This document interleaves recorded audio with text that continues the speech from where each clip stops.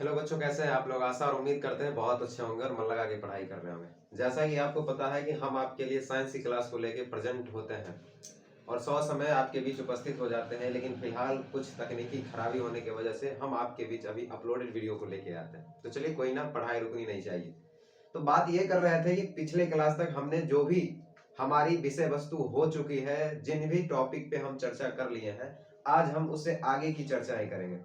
तो सबसे पहले जो हम पिछली क्लास में पढ़े थे, जो लोग नए हैं वो पहले पिछली क्लास को देख लेंगे।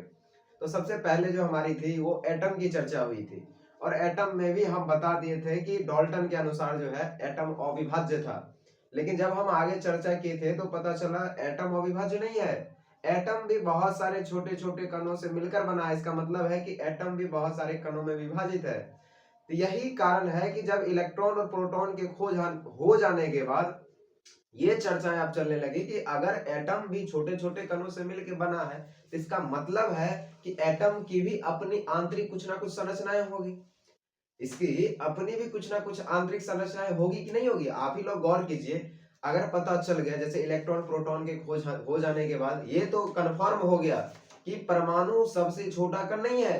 पदार्थ का सबसे छोटा कण परमाणु ही नहीं है, परमाणु से भी छोटा कण है। इलेक्ट्रॉन है, प्रोटॉन है, न्यूट्रॉन है। तो जब इलेक्ट्रॉन प्रोटॉन के खोज हो जाने के बाद तो ये तो साबित हो गया कि परमाणु से भी छोटा कण उपस्थित है। इसका मतलब है कि परमाणु भी छोटे छोटे कणों से मिलकर बना है। यानी डाल्टन का जो सिद्धांत था वो सिद्धांत फेल कर गया। जो डाल्टन के अनुसार डाल्टन कह के बैठे हुए थे, इस बात को लेके बैठे हुए थे कि पदार्थों का सबसे छोटा कण परमाणु है, अब परमाणु सबसे छोटा कण रहा नहीं। अब उसके बाद आ गया, खोजने के बाद इलेक्ट्रॉन प्रोटॉन की खोज हो गई। तो गौर से बस चर्चाएं सुनेंगे आप लोग तो सारी बातें क्लियर होती चली जाएगी। जब इलेक्ट्रॉन और प्रोटॉन का खोज हो गया तो आगे अब इस बात की होड़ लग गई कि अगर परमाणु सबसे छोटा नहीं है, परमाणु भी अगर छोटे छोटे कणों से मिलकर बना है तो परमाणु की संरचनाएं कैसी होगी। परमाणु की अपना कुछ ना कुछ स्ट्रक्चर होगा ना।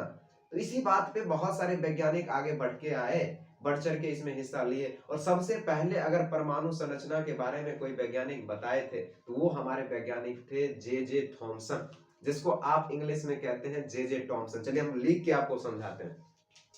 आइए, अब जो हमारी अगली स्टार होनी चाहिए वो होनी चाहिए परमाणु संरचना। वो होनी चाहिए परमाणु संरचना। संरचना कहें तो एटॉमिक स्ट्रक्चर।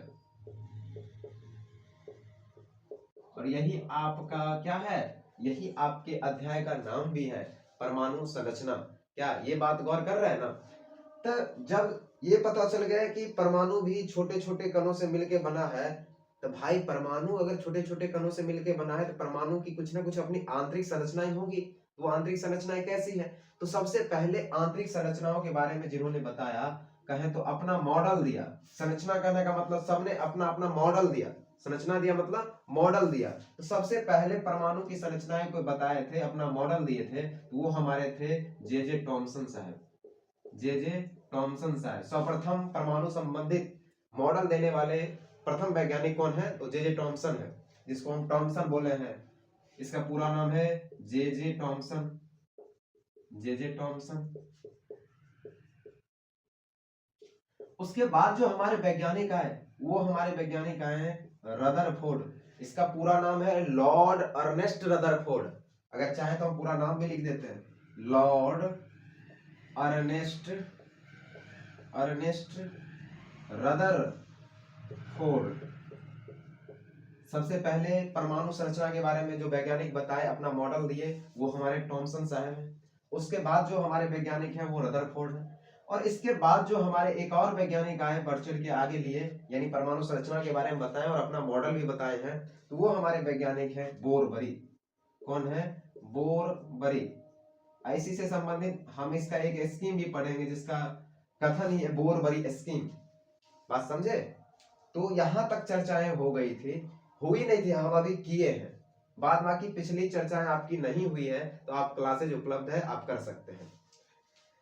बस हम ये कहते हैं कि हमारे साथ आप मन लगा के जुड़े रहें। हम इस तरह से आपका पॉइंट नोट करवाते चले जाएंगे कि एक फेयर तैयार हो जाएगा। हम बार बार इस चीज की चर्चाएं करते हैं। आपको नहीं पता है तो ऑनलाइन के बहुत सारे ऐसे बच्चे हैं जिनका हम नोट किया हुआ अगर आपको भेज दें तो आपको लगेगा कि ये फेयर अपने आप में बहुत बेहतर है।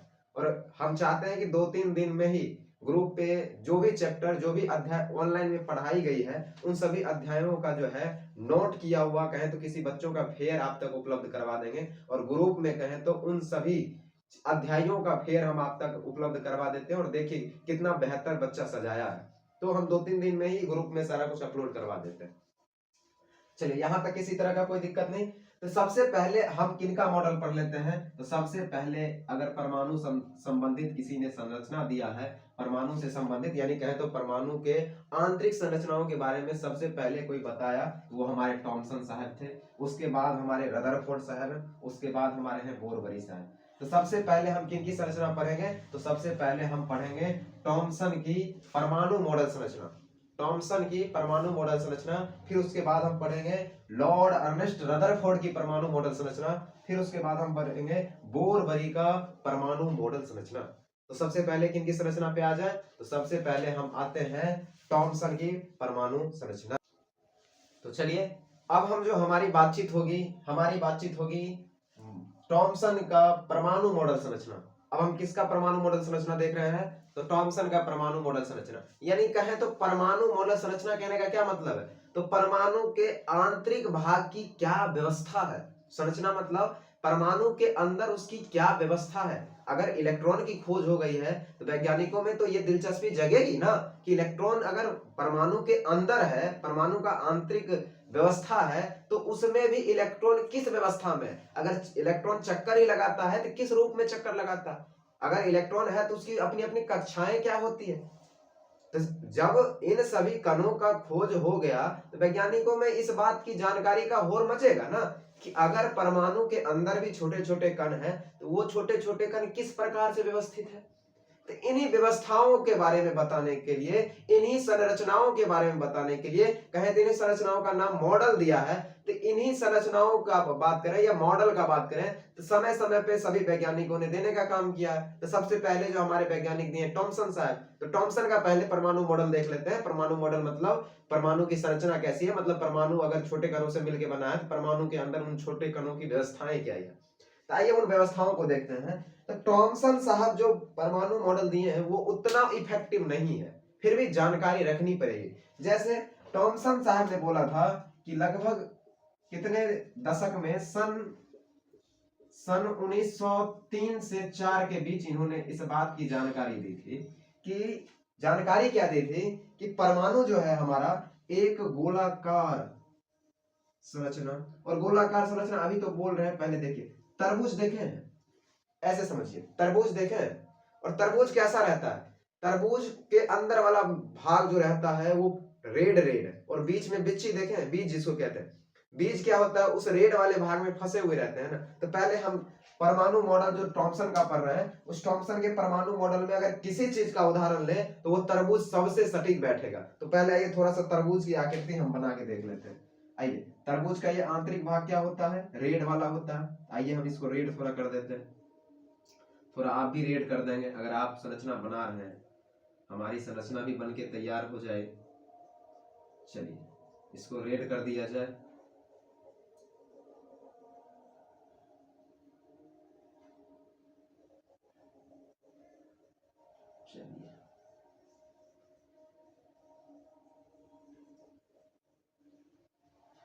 चलिए चलिए रेड कर दें, आप लोग भी रेड कर देते हैं।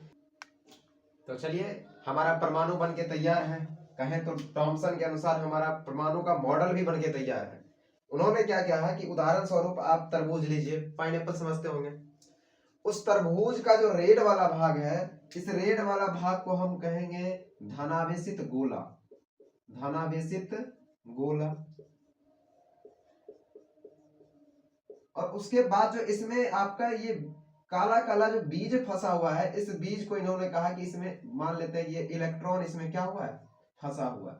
और इन्होंने बताना चाहा कि हमारा जो परमाणु की संरचना है, ये अपने मॉडल में जो बताया टॉमसन साहब अपने मॉडल में जो परमाणु के संरचना का व्याख्यान किए हैं, उन्होंने ये बताया कि आप पाइनएप्पल देख रहे हैं ना, तरबूज को देख रहे हैं, वो तरबूज में आप रेड वाला भाग जो देख रहे हैं, वो रेड वाला भाग आपका एक्चुअल में धनावेशित गोला है। और उसमें जो आपका बीज फंसा हुआ है या धंसा हुआ है ब्लैक वाला, वो बीज आपका वहां पे इलेक्ट्रॉन की भांति काम कर रहा है। तो इन्होंने परमाणु का बस इतना ही मॉडल बना के तैयार कर दिया, इतना ही संरचना बता के उन्होंने अपना मॉडल तैयार कर दिया। तो इसीलिए इसके आगे जो आप नोट करेंगे, बात नोट करेंगे, थॉमसन के परमाणु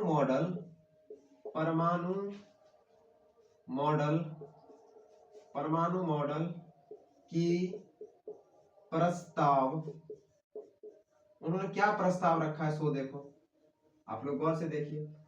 पहला प्रस्ताव ये उन्होंने बोला कि हमारा जो परमाणु है, अपने वो मॉडल में बता रहे हैं कि हमारा जो ये परमाणु है, ये हमारा परमाणु एक धनावेशित गोला है। यानी परमाणु हमारा एक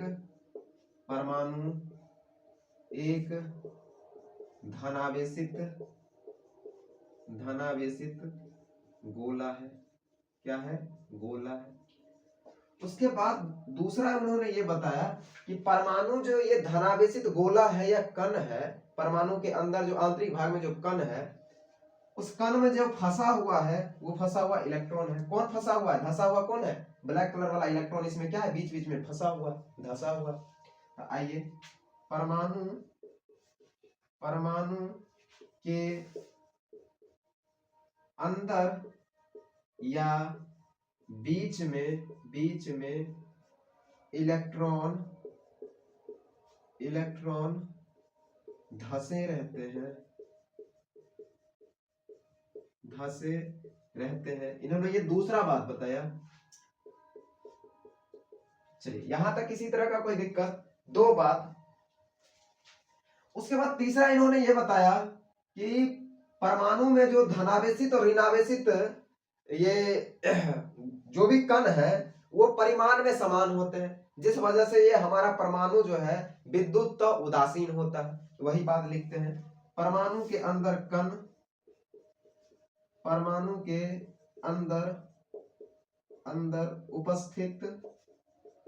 उपस्थित कण ऋण आवेश तथा धन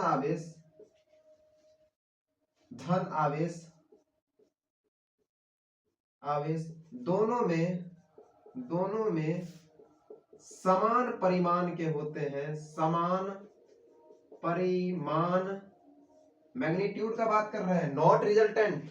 एक परिणाम आता है, परिणाम का मतलब है रिजल्ट, यहां परिमाण का बात कर रहे हैं, मैग्नीट्यूड। ये बात को गौर करेंगे, दोनों में समान परिमाण होता है, जिस कारण नीचे ना दिख रहा होगा छुटकू, आप बोलते हैं, लिख लीजिएगा। जिस कारण परमाणु इसके बाद कहां लिख लें? ऊपर लिख लें। जिस कारण परमाणु विद्युतः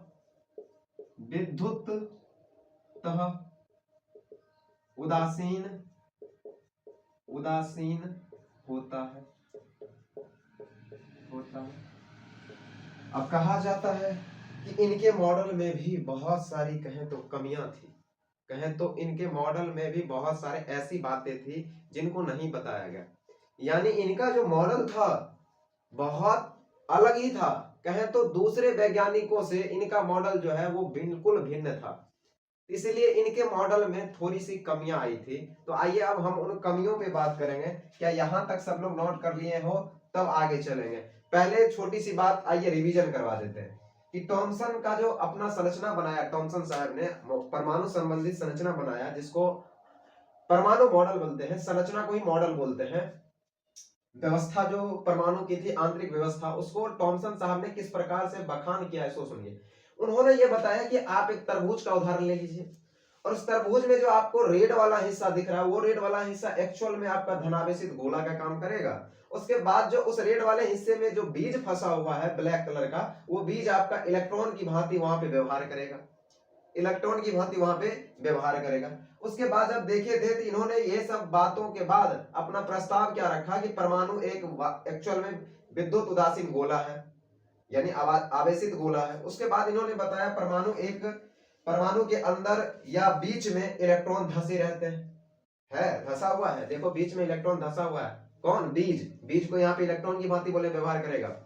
उसके बाद इन्होंने बोला कि परमाणु के अंदर उपस्थित कण ऋण आवेश तथा धन आवेश में समान परिमाण होता है, धन आवेश समान परिमाण का होता है, जिस कारण परमाणु विद्युत्व क्या होता है, उदासीन होता है, परमाणु विद्युत्व उदासीन होता है। अब जो इनकी कहें तो परमाणु मॉडल की थोड़ी सी कमियां कहें, नीचे लिख लेंगे, थॉमसन के परमाणु मॉडल की कमियां, कमियां कहें या दोष कहें या त्रुटि कहें या सीमा कहें, सीमाएं, चलिए तो कुछ नहीं, एक ही दो सीमा लिख के छोड़ देते हैं। इनका सीमाएं में ये देंगे छोटू, आप गौर से देखो, इन्होंने परमाणु का जो मॉडल तैयार किया उस मॉडल के तहत इन्होंने ये तो बता दिया कि परमाणु विद्युत्व उदासीन होता है, क्यों, क्योंकि जितना धनावेशित होता है उतना ही ऋणावेशित होता है, यानी धनावेश और ऋणावेश का परिमाण जो है दोनों का परिमाण समान है, जिस वजह से विद्युत उदासीन परमाणु हो जाता है। लेकिन उनके साथ साथ जो है बहुत सारे वैज्ञानिकों के मॉडल का कहें तो ये अलग ही मॉडल अपना तैयार कर दिया, उनसे अन्य वैज्ञानिकों से इनका मॉडल संबंधित नहीं है, अन्य वैज्ञानिकों का जो मॉडल है दूर दूर तो उनसे ये संबंध नहीं रखता है, जिस वजह से कहा गया ना ये मॉडल परफेक्ट नहीं है, इस मॉडल में बहुत सारी कमियां हैं। किस आधार पे, कि ये मॉडल अन्य वैज्ञानिकों से अपना संबंध नहीं रखता है, अन्य वैज्ञानिकों के द्वारा दिया गया मॉडल से ये संबंध नहीं रखता है, जिस वजह से इस मॉडल में बहुत सारी कमियां हैं, इस मॉडल को अनपरफेक्ट बोला गया, पूर्णतः इसको परफेक्ट नहीं बोला गया है। इसीलिए लेंगे कि परमाणु थॉमसन के अनुसार, थॉमसन के अनुसार परमाणु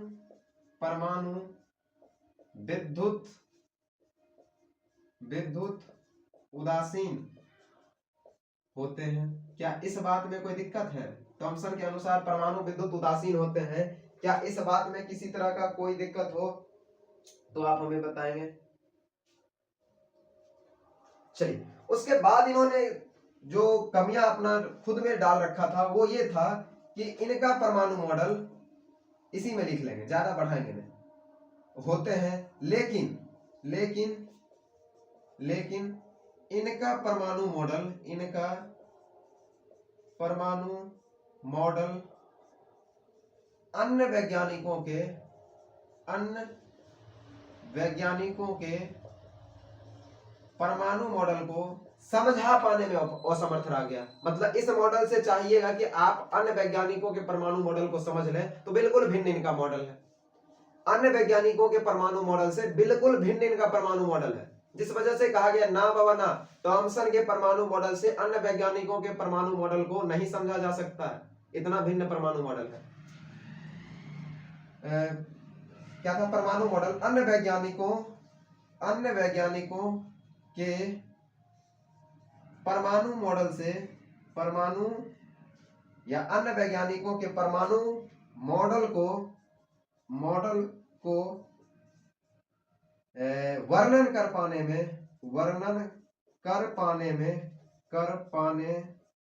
में असमर्थ था, असमर्थ्य, देख लेना क्या है, ये ठीक है, समर्थ्य था। चलिए यहां तक बात लिख लेंगे। और इसी के आधार पर जब थॉमसन साहब के बाद आया किनका मॉडल, किनका परमाणु मॉडल आया है, तो रदरफोर्ड का परमाणु मॉडल, जो हम पहले ही बोल दिए थे कि सबसे पहले थॉमसन का परमाणु मॉडल पढ़ लेंगे, उसके बाद हम रदरफोर्ड का परमाणु मॉडल पढ़ लेंगे, और उसके बाद लास्ट में हम बोरबरी का परमाणु मॉडल पढ़ लेंगे। और बोरबरी के नाम से ही संबंधित एक और टॉपिक आता है जिसको हम कहते हैं बोरबरी स्कीम, इसको भी देखेंगे। क्या यहाँ तक किसी तरह का कोई दिक्कत तो आप हमें बता देंगे। चलिए तो अगले चले रदरफोर्ड के परमाणु मॉडल के लिए, तो चलिए अगले रदरफोर्ड के परमाणु मॉडल की तरफ हम बढ़ जाते हैं। चलिए आ जाते हैं हम अब किनके मॉडल पे, तो रदरफोर्ड के मॉडल पे।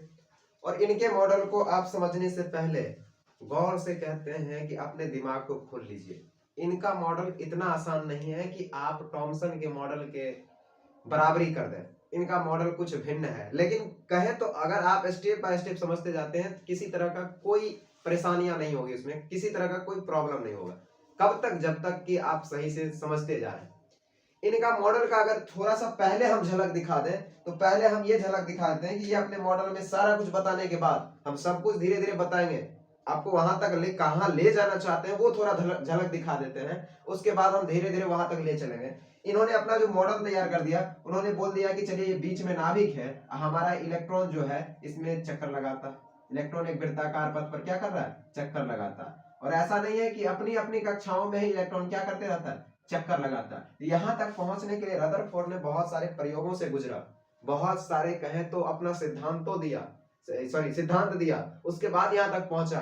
तो डायरेक्ट हम यहां तक नहीं आएंगे, धीरे धीरे आइए हम बताते हैं कि रदरफोर्ड ने क्या उत्पाद मचाया, क्या कहें तो अपना प्रयोग किया, और उसके अंततः सारे निष्कर्षों के बाद यहां तक पहुंचा है। उन सभी बातों को देखते हैं।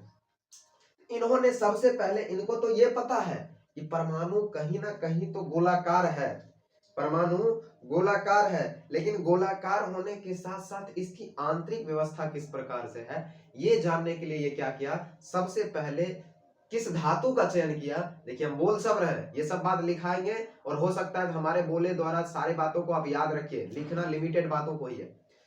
तो सबसे पहले ये प्रयोग करने से पहले सबसे पहले ये किन्हीं धातु का चयन किए, तो वो हमारा धातु था सोने का धातु, सोने का पत्थर।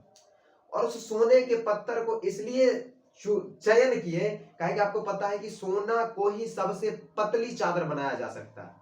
सबसे पतली इसलिए बनाया कि परमाणु बहुत ही छोटा कण है, परमाणु बहुत ही छोटा कण है, इसीलिए सोने की जो भी धातु थी उसको पतली चादर के समान, पन्नी के समान बना दिया, इसलिए कि इसको भी सबसे छोटा कर दिया जाए, जिससे कि पता तो चले कि परमाणु इसकी भांति व्यवहार कर रहा है। तो सोने का धातु लिया और उस सोने की धातु का चादर कहें तो उसको पन्नी के समान इतना पतला कर दिया, और उससे क्या किया गया, तो अल्फा कण को गुजारा गया।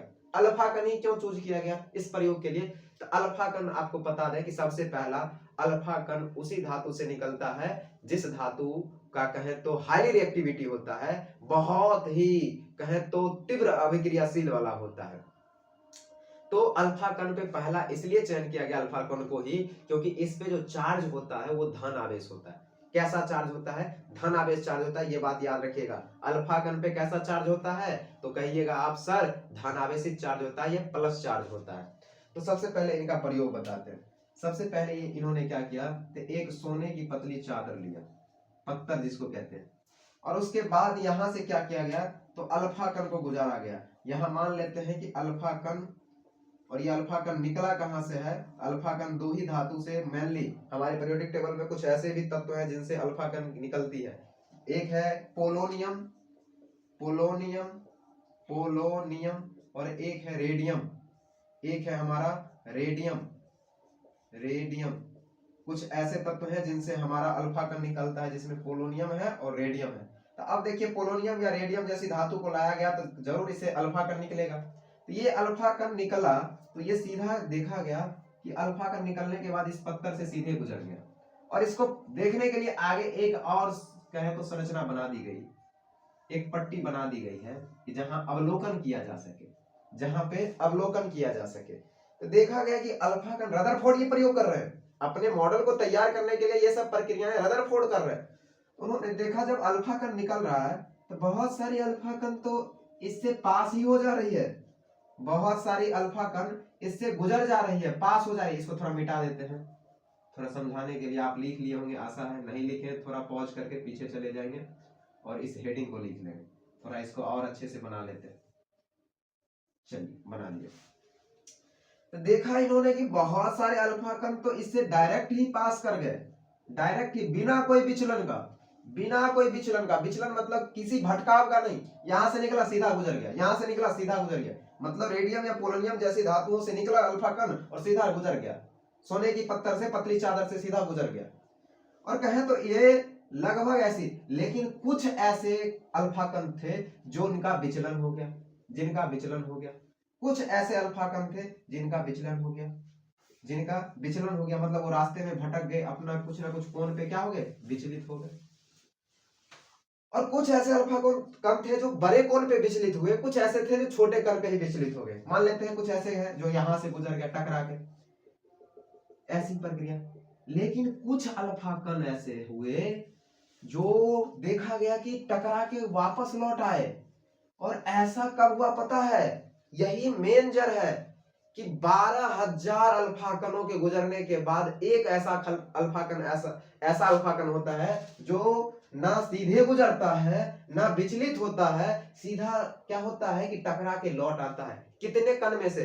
अगर अवलोकन किया गया कि पर 12,000 अल्फा कण में से एक अल्फा कण ऐसा होता है जो ना तो सीधे गुजरता है ना किसी कोण पे विचलित होता है, डायरेक्ट वो क्या होता है, टकरा के लौट आता है। तो इससे रदरफोर्ड का दिमाग थोड़ा ठनका और उन्होंने ये बताया कि अगर एक भी अल्फा कण लौट के आ गया है, इसका मतलब है कि बीच में कोई ना कोई तो है। अगर मान के चलिए अगर खाली परमाणु हमारा खोखला रहता तो सब का सब हमेशा गुजर जाता। अगर परमाणु हमारा खोखला रहता तो एक भी अल्फा कण ऐसा नहीं होता। 12,000 क्या 50,000 कण को कायम गुजार दीजिए अल्फा कण को, अगर हमारा परमाणु खोखला होगा तो एक भी कण लौट के नहीं आएगा। लेकिन वास्तव में जब ऐसा हो गया कि 12,000 कणों में से एक अल्फा कण ऐसा होता था अवलोकन करने के बाद जो टकरा के सीधा वापस लौट आता था, ना विचलित होता था ना सीधे जाता था, टकरा के लौट आता था। तो इससे रदरफोर्ड को लगा कहीं ना कहीं परमाणु के बीच में तो कोई ना कोई है, परमाणु के बीच में कोई ना कोई है, तब तो हमारा अल्फा कण टकरा के लौट आता है। और हम आपको बोले हैं कि अल्फा कण पे जो चार्ज होता है वो प्लस चार्ज होता है। कहीं पे लिख देते हैं, बार बार इसको कहेंगे, अल्फा कण पर आवेश कैसा होता है, तो धन वाला यानी प्लस चार्ज होता है। कैसा? प्लस चार्ज होता है। तो यही देखा गया कि जब बहुत सारे कण जब यहां से गुजरते थे तो अल्फा कण गुजर जाते थे, सीधे निकल जाते थे। अगर कोई कण इसके गोलाकार भाग पर पड़ता था, थोड़ा विचलित हो जाते थे, टकरा के विचलित हो जाते थे यानी मुड़ जाते थे। लेकिन जो सीधा इसी मध्य गोलाकार भाग पर पड़ता था अल्फा कण, वो सीधे टकरा के पीछे हो जाता था। तो इससे रदरफोर्ड को यह लगा कि कहीं ना कहीं परमाणु जो गोलाकार है उसके बीच में कोई ना तो कोई है, इसके बीच में कोई ना कोई है, तब तो एक भी अल्फा कण टकरा के लौटा है, तो कोई ना कोई तो है। इसकी चर्चा हम बाद में करेंगे कि कौन है। यहां तक किसी तरह का कोई दिक्कत? यहां तक किसी तरह का कोई दिक्कत? और आपको बता दे ये सोने की पतली चादर, इतनी पतली चादर लिया कि जिनको 0.00004 सेंटीमीटर पतली लिया, एक भी सेंटीमीटर नहीं, 1 सेंटीमीटर का आप कितना कर दीजिए 0.00004, इतनी पतली चादर ली, इतनी पतली चादर ली सोने की प्रयोग के लिए। और उस चादर से होते हुए किसको गुजारा गया? अल्फा कण को। ये काम कौन कर रहे हैं? रदरफोर्ड कर रहे हैं। क्या यहां तक किसी तरह का कोई दिक्कत? तो बताएंगे। यहां तक किसी तरह का कोई दिक्कत नहीं। अब चलिए हम आगे एक और झलक दिखाते हैं, थोड़ा इसको साफ कर लेते हैं। चलिए तो अब हम बात कर लेते हैं, थोड़ा एक और हम आपको झलक दिखा देते हैं। उतना करने के बाद जैसे ये मान लेते हैं, ये तो पता चल गया कि ये हमारा क्या है, गोलाकार परमाणु है और इसके मध्य में कुछ ना कुछ है। अभी बात करेंगे। और बाद में इसी मध्य वाले भाग को हम क्या बोलेंगे जानते हो? नाभिक बोलेंगे। किसको बोलेंगे? नाभिक। और नाभिक की खोज किसने किया था? रदरफोर्ड किया था। ये क्वेश्चन बार बार पूछा जाता है कि बताइए परमाणु के अंदर जो नाभिक होता है उस नाभिक का खोज किसने किया था? तो किसने किया था? रदरफोर्ड। किसके सहारे? अल्फा कण के सहारे, अल्फा कण के सहारे। अब आप हमें ये बताइए कि जैसे बहुत सारे बना लेते हैं, छोटे छोटे बहुत सारे बना लेते हैं, समझना ही तो है।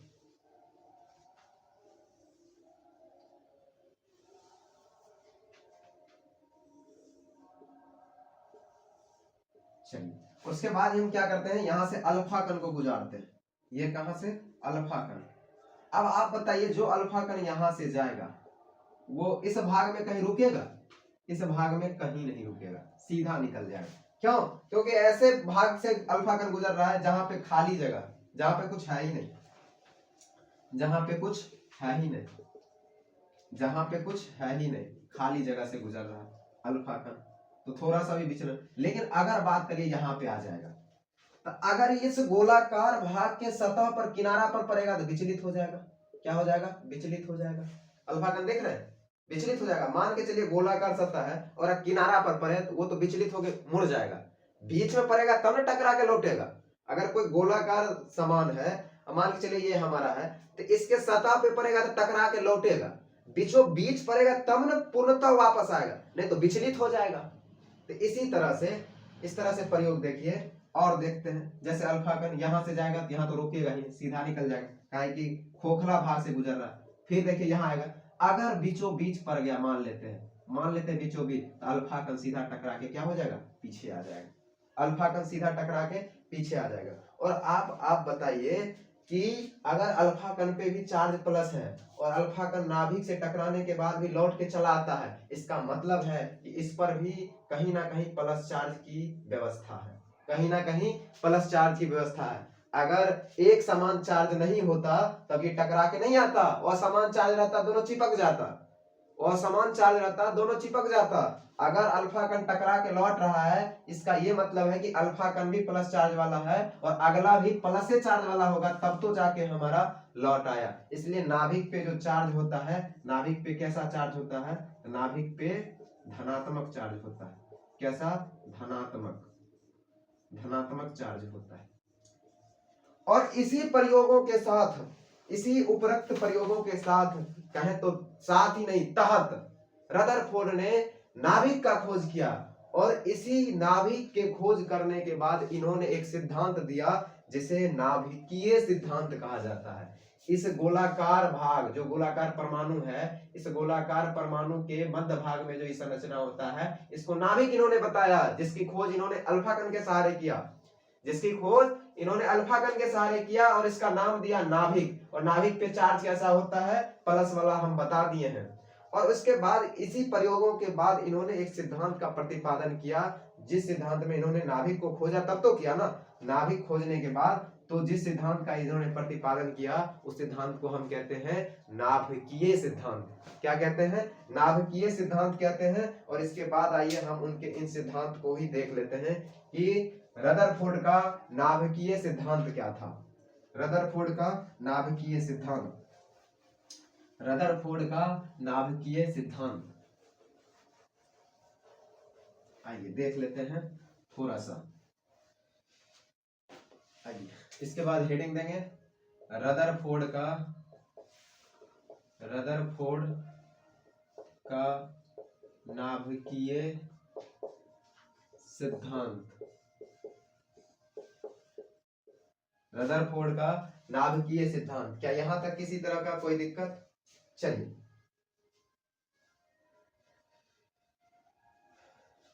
चलिए अब आइए, पहला सिद्धांत इन्होंने क्या दिया।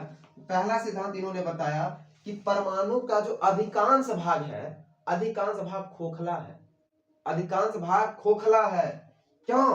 क्योंकि जब अल्फा कण को गुजारा तो अल्फा कण बिना सोने की पतली चादर में विचलित हुए, अधिकांश कण बिना विचलित हुए आर पार हो गया। इसका मतलब है कि परमाणु के अधिकांश भाग जो है खाली हैं, बीच वाले भाग में नाभिक है। चलिए, परमाणु के अधिकांश भाग, अधिकांश भाग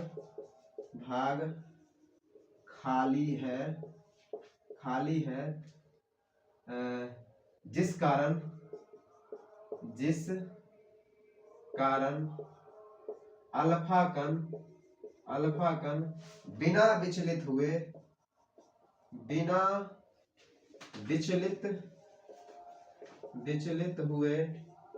सोने की पतली पत्तर से या चादर से, सोने की पतली चादर से या पत्तर से, पतली पत्तर से सीधे गुजर जाता है। गुजर मतलब निकल जाता है। क्या इस बात में किसी तरह का कोई दिक्कत तो आप हमें बताएंगे? इस बात में किसी तरह का कोई दिक्कत? चलिए, अब उसके बाद जो इन्होंने बताया, इन्होंने ये बताया कि अल्फा कण अधिकांश अल्फा कण, यहां सीधा अल्फा कण यहां तक हो जाए तो बताइएगा। अल्फा कण, थोड़ा सा सेंटेंस बदल लें, आइए थोड़ा सा सेंटेंस इसको सजा लेते हैं। बहुत कम ही अल्फा कण, कम ही अल्फा कण, अल्फा कण, अल्फा कण अपने मार्ग से, अपने मार्ग से विचलित, विचलित होते हैं, होते हैं। इसका मतलब, इसका मतलब,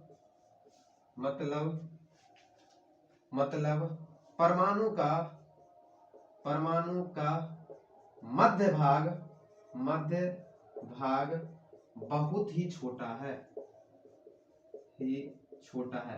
अगर बड़ा रहता तो ज्यादा अल्फा कण विचलित होता, ज्यादा अल्फा कण टकरा के आता, लेकिन ऐसा बात नहीं है। एक आध अल्फा कण कभी भी टकरा के लौटता है, कुछ अल्फा कण विचलित होता है। इसका मतलब है कि बीच वाला भाग भी बहुत ही छोटा है, बीच वाला भाग भी बहुत ही छोटा है। इसका मतलब परमाणु का मध्य भाग बहुत ही छोटा है। क्या यहां तक किसी तरह का कोई दिक्कत? दो बात हमारा हो गया। अगर गौर से आप देख रहे हैं तो दो बात हमारा क्या हो गया? हो गया। चलिए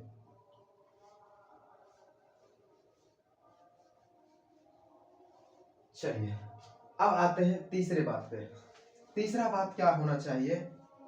तीसरा बात ये होना चाहिए कि अल्फा कण अगर सोने की पत्थर से टकरा कर अगर एक भी अल्फा कण आ जा रहा है, इसका मतलब है कि परमाणु का जो मध्य भाग है वो धनावेशित है। कैसा है? धनावेशित है, धनावेशित है। अल्फा कण के, अल्फा कण के टकरा के या लौट के, अल्फा कण के लौट के वापस आने, वापस आने से यह पता चलता है कि, यह पता चलता है कि परमाणु का मध्य भाग, का मध्य भाग धनावेशित है, धनावेशित है तथा इसका द्रव्यमान, तथा इसका द्रव्यमान एक सीमित और छोटे भाग में केंद्रित है। यानी कहें तो परमाणु का जो सारा द्रव्यमान है वो नाभिक में ही केंद्रित है, और नाभिक हमारा छोटा है, नाभिक हमारा छोटा है। चलिए यहां तक किसी तरह का कोई दिक्कत? तो तीन बात कम से कम रदरफोर्ड के नाभिकीय सिद्धांत में लिख लेंगे। पहला कि परमाणु के अधिकांश भाग खाली हैं, जिस कारण अल्फा कण बिना विचलित हुए सोने की पतली पत्थर से सीधे निकल जाता है। उसके बाद देखा गया कि बहुत कम ही अल्फा कण अपने मार्ग से विचलित होता है। इसका मतलब परमाणु का जो मध्य भाग है वो बहुत बड़ा नहीं है, बहुत ही छोटा है। बहुत बड़ा रहता तो बहुत ही अल्फा कण विचलित होता, अब बहुत सारा अल्फा कण टकरा के लौटो आता, ऐसा नहीं है। उसके बाद अल्फा कण के लौट के वापस आने से यह पता चला कि परमाणु का मध्य भाग धनावेशित है। परमाणु का मध्य भाग कैसा है? धनावेशित। क्यों? क्योंकि अल्फा कण भी धनावेशित और टकरा के लौट आया, इसका मतलब अगला भी एक के समान जैसा है, वो भी धनावेशित। एक ही चार्ज था तब तो टकरा के लौट आया, और समान चार्ज होता, अलग अलग चार्ज होता, जाके चिपक जाता। टकरा के लौट आया, इसका मतलब है जो चार्ज अल्फा कण पे वही चार्ज परमाणु के मध्य वाला भाग में, और परमाणु का मध्य वाला भाग हमारा नाभिक था, जिसका खोज रदरफोर्ड किया किसके सहारे? अल्फा कण के सहारे। चलिए तो तीन बात को क्या करना है? नोट कर लेना। तीन बात को नोट कर लेना है। यहां तक सब लोग नोट कर लिए? तो चलें अगले बात के लिए। चलिए इतना बात हो जाने के बाद अब हम आते हैं आगे कि ये जो रदरफोर्ड साहब थे इन्होंने कुछ बातें कही हैं, और जब इन्होंने नाभिक का खोज कर दिया तो इनके मॉडल को ही क्या कह दिया पता है? इनके मॉडल को ही कहा जाने लगा नाभिकीय मॉडल। रदरफोर्ड का जो ये परमाणु मॉडल है किससे संबंधित है? नाभिकीय संबंधित है। इसीलिए अब इनके मॉडल को क्या कहते हैं? रदरफोर्ड का नाभिकीय परमाणु मॉडल। रदरफोर्ड का नाभिकीय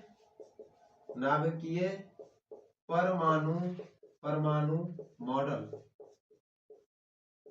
रदरफोर्ड के नाभिकीय परमाणु मॉडल द्वारा प्रस्तुत बातें, इन्होंने क्या सब बातें कही है सो सुनिए। प्रस्तुत बातें जो निम्नलिखित है, हम लिखते हैं पहला दूसरा करके, ये हेडिंग करके लिखेंगे। तो इन्होंने सबसे पहले तो ये बता ही दिया कि हमारा जो ये परमाणु है और परमाणु के अंदर जो नाभिक है, ये तो रदरफोर्ड जो अपना ये मॉडल दिए हैं, ये तो फेमस हुए नाभिक की खोज के लिए ना। तो इन्होंने जो नाभिक का खोज किया तो इन्होंने बताया नाभिक हमारा धनावेशित है। कैसा? धनावेशित है। तो पहला बात इन्होंने बोला कि परमाणु का नाभिक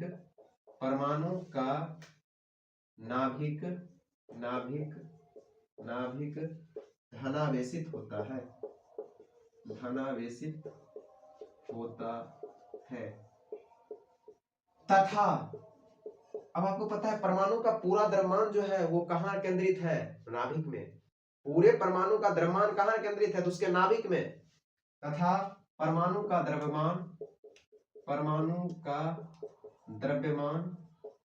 द्रव्यमान उसके नाभिक में स्थित होता है या केंद्रित होता है। परमाणु का द्रव्यमान उसके नाभिक में केंद्रित होता है। ये पहला बात था। दूसरा बात इन्होंने ये बताया कि आपका जो नाभिक है बीच में, जैसे ये हमारा परमाणु है और इस परमाणु के मध्य भाग में ये नाभिक है। तो ये जो बोला कि आपका जो इलेक्ट्रॉन है इस नाभिक के चारों ओर अपनी निश्चित कक्षाओं में, सब इलेक्ट्रॉन एक ही कक्षा में चक्कर नहीं लगाता, सब इलेक्ट्रॉनों की अपनी अपनी कक्षाएं होती है। तो इन्होंने ये बताया कि ये जो आपका इलेक्ट्रॉन है इसी नाभिक के चारों ओर एक निश्चित कक्षा में क्या करते रहते हैं? चक्कर लगाते रहते, इलेक्ट्रॉन चक्कर लगाते रहते हैं। तो नाभिक के चारों ओर इलेक्ट्रॉन अपनी निश्चित कक्षाओं में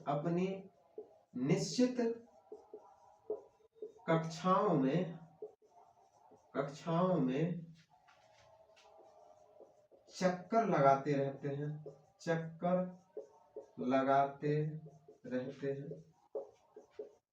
लगाते रहते हैं। ये दूसरी बात। चलिए यहां तक किसी तरह का। अब आते हैं तीसरी बात पे। तीसरी बात क्या है तो यहां पे देख लेते हैं कि नाभिक का जो आकार होता है, नाभिक का आकार परमाणु के तुलना तो बहुत छोटा है। बीच में एक छोटी सी भाग है, नाभिक तो मध्य भाग एक छोटा सा है। तो इसका मतलब है परमाणु का आकार बहुत बड़ा है। किसके तुलना में? नाभिक के तुलना में। उसके नाभिक के तुलना में परमाणु अपनी नाभिक के तुलना में बहुत बड़ा होता है। तो आते हैं परमाणु, ये क्या था? नाभिक का आकार परमाणु के आकार की तुलना में बहुत छोटा होता है। उसके बाद अगर हम बात करें इस नाभिक का व्यास, तो नाभिक का जो व्यास होता है, त्रिज्या, नाभिक का जो त्रिज्या होता है वो अपने कहे तो परमाणु के त्रिज्या का 10 का पावर -5 कह लो या उल्टा कह लो कि ऐसे कह लेते हैं, थोड़ा उल्टा कर देते हैं कि नाभिक का जो त्रिज्या होता है वो, या ऐसे थोड़ा सा सेंटेंस बदल लेते हैं। परमाणु की त्रिज्या नाभिक की त्रिज्या के तुलना में,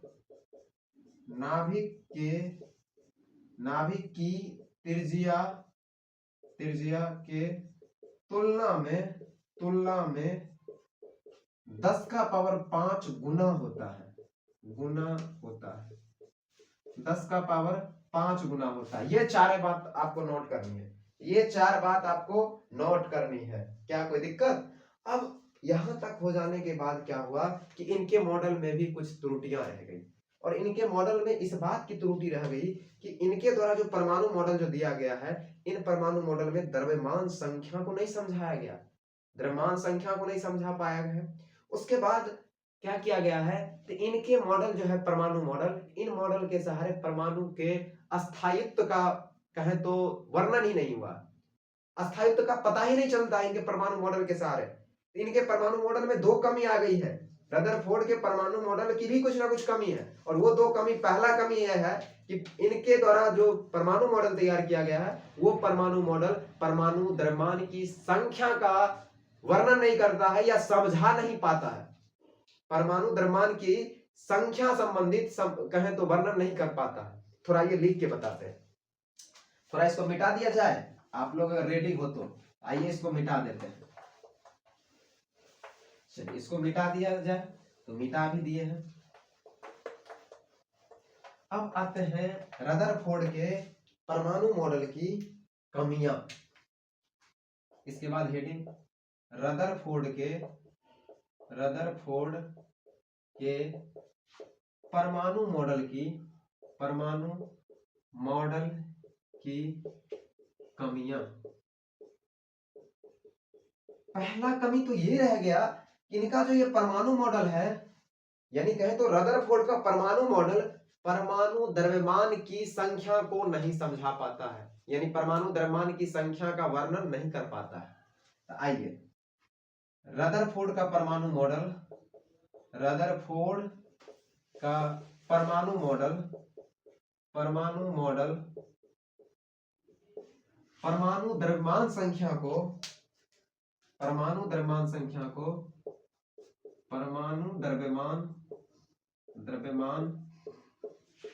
द्रव्यमान की संख्या को नहीं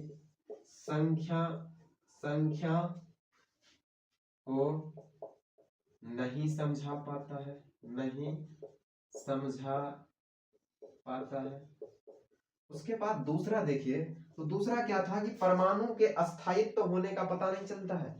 इस मॉडल से अस्थायित्व, परमाणु अगर अस्थायित्व है तो इसकी व्याख्या भी नहीं हो पाती है। तो दूसरा लिखेंगे कि इनके मॉडल के अनुसार, इनके मॉडल मतलब रदरफोर्ड के द्वारा, इनके मॉडल से परमाणु के